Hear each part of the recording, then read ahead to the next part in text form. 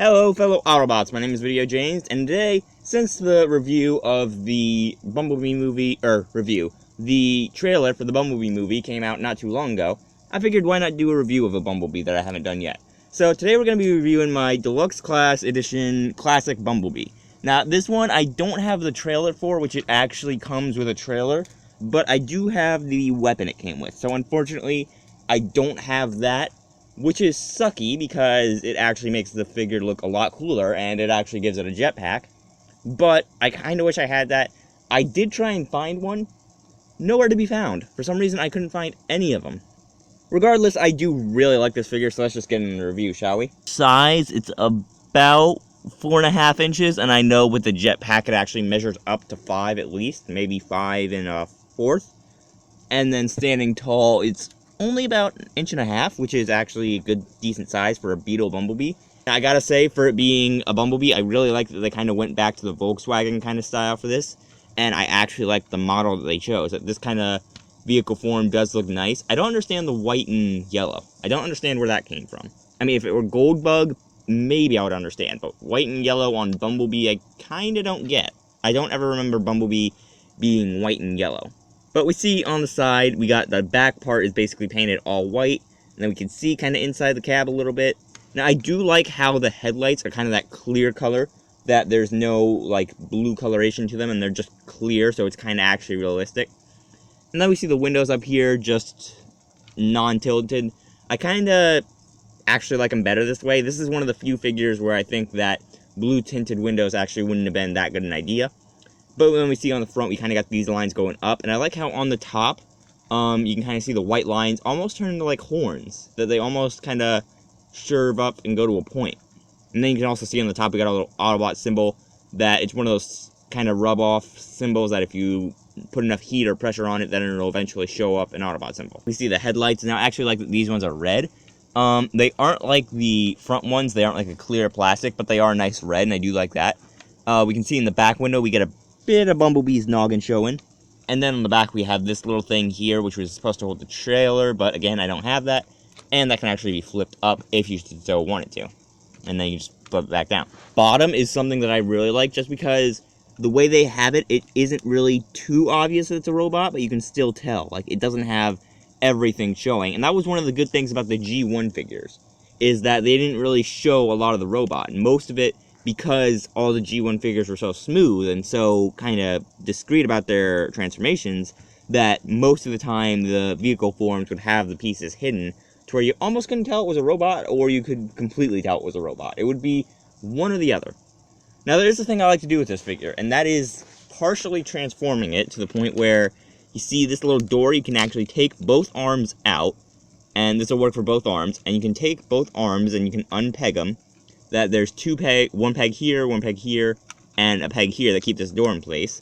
So you undo those, and then you flip the wheel inwards, you flip this around, and then you flip the door like that, and then you flip this up, and you have the arm essentially transformed, but not really. And then what you can do, and again, I really like doing this just because I find it fun, is you can take the arm, and you can actually put the weapon into the arm like this. Like that, and you'll hear, well, you won't hear a little click, but you'll feel a little click when it goes in. And then bada bang, bada boom, you got a Bumblebee basically using his stealth form. And then for size comparison, here he is next to the Transformers Dark of the Moon Nitro Bumblebee. Now, something interesting about it is that these two figures are almost exactly the same size. That this Bumblebee is just a tiny bit off from this bee. That if this one had the trailer, it would actually overlap this bee and actually be longer than it. Next to the Transformers Highway Battle Optimus Prime. Transformation is actually very simple, which I really like. So basically, first part of the transformation is the doors. So basically, you just want to take the doors, pull them out of the chassis like that. You basically just pull them out like that, and they're separated. Then what you do is you flip the arm down, and you have it like that, and then the wheel actually curves in. So you do that, you turn the arm around a full 180. You turn this part of the arm, the door, around another full 180, and then you flip it backwards, and then there'll be a little peg. You can kind of still see it, but you see this little yellow thing right here, and there's a little silver part that's on the arm that corresponds to it. So you actually push that in, and it fastens the door in place, and then you just take the wheel and flip it out like that to where it's basically opposite of how it was in vehicle mode, and then you just flip the arm down like that, and then you do the same thing over here.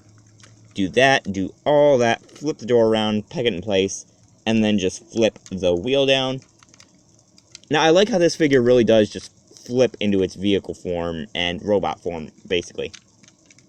And then what you do is you take the part that's supposed to house the trailer, you flip that up, and then you take the entire part of this Bumblebee, you take this entire back part, and you pull it up. And you just do it like this, and you flip it all the way up. And then you can see this back part actually does go in, so it's going to take a bit of force, but you push it in, and you'll hear like a little click, and then it'll actually be fastened into place to where it's actually stuck into a position where it won't move. And then what you do is you take this part, you flip it down, and as you're doing that, the head will kind of try and flip with the top of the car, and then Bumblebee's head will just flip down, and then you can flip the arms down at this point. And then you take the seats that are in the front of the car and you just flip those down as well. And then you take the feet and you take the two parts of the hood and you flip those up like this. This part's starting to come undone. I don't like that.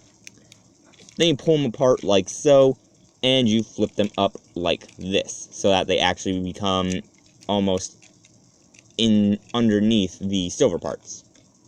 And there we have the Transformers Classics Bumblebee completely transformed. So, about this figure, I really like it. I really like not only its vehicle form, but its robot form, that in its robot form, you can kind of clearly tell which parts are supposed to be which parts. That it's kind of like the new Bumblebee from the trailer. That you can kind of see that these, okay, these are supposed to be the front of the car. This, okay, probably supposed to be the back of the car. These are the doors, can clearly tell that. So I like how it's easy to tell not only where everything is, but what kind of vehicle this is in its robot form. Now, as it goes for paint application, I do like the yellow. Even in robot form, the yellow actually is very nice. I like this little black part they got going on up in the top of Bumblebee's head. Kind of makes it look like it has a shadow. I do like the silver paint that they use for the face. The silver paint is a lot nicer than the gray paint they used on the arms. And they used the same silver paint on the shins, which I actually like as well. I don't really understand where this blue comes from. I don't know where that's from. But I can't really say I dislike it. It actually looks nice. It looks decent enough. And then looking at the back, we can see he's got a bit of back package, but not really that much, considering that it's basically just his upper body, that, given his size, it actually does seem like a reasonable amount of back package to actually have a body. And another cool thing about this bee is that it can almost roll in its robot form, that with its feet, if you had them pushed together, let me actually try that, but if you push the feet together, you can almost roll this bee around still like he's still in his vehicle form.